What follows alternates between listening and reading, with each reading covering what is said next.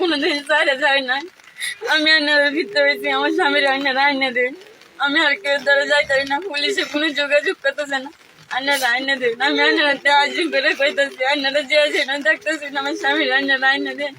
না আসলে নিয়েছি, সহযোগিতা করছি, কিন্তু থানা পুলিশে কিছু কাজ করছে না। গত মাসের 18 তারিখ সালমান নিখোঁজ হয়েছে। এরপর থেকে এই ঘরটা সালমানের ঘর হয়েছে আপনার এটা।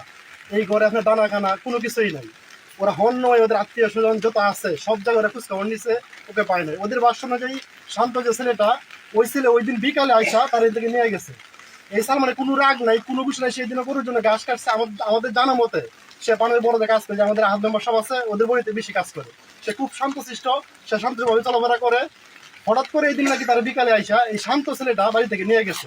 পরে 9টা 10টা যখন বাজে, যখন আসতেছে না, তখন তার ওয়াইফ তার খোঁজখবর নিয়ে তার ফোনটা বদ্ধ পায়। তারপরে থেকে মানে আমরা টানায় জিডি করছি, পুলিশ আসছে, খোঁজখবর নিতেছে। তো আজকে প্রায় 1 মাস আপনি দেখেন এদের অবস্থাটা। ওদের মানে চোখের পানি শুকায় গেছে। ওরা বাপ মা, ওর ওয়াইফ, একটা বাচ্চাও নাই।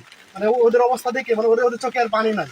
এখন দেখেন ওর মা, ওর যে উনি হচ্ছে বাবা, উনি হচ্ছে ওয়াইফ, এদের অবস্থা মানে ওরা কান্না ছাড়া ওদের চোখের পানি শুকায় গেছে। আমাদের কাছে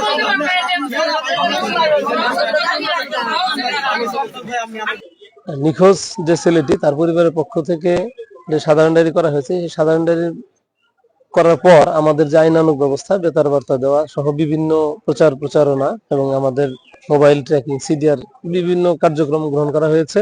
পরবর্তীতে জানা গিয়েছে যে সেই ছেলেটি তার মোবাইল একটি মোবাইল দোকানে নিজে বিক্রি করে চলে গেছে এবং তার পাসওয়ার্ড সহ তার ছবি সহ দিয়ে গেছে। এই বিষয়ে আমরা এখনো ওই ছেলেটার সন্ধান করতে পারিনি। এই সন্ধান চলমান অব্যাহত আছে আর কি, তার খোঁজাখুঁজি করা অব্যাহত আছে।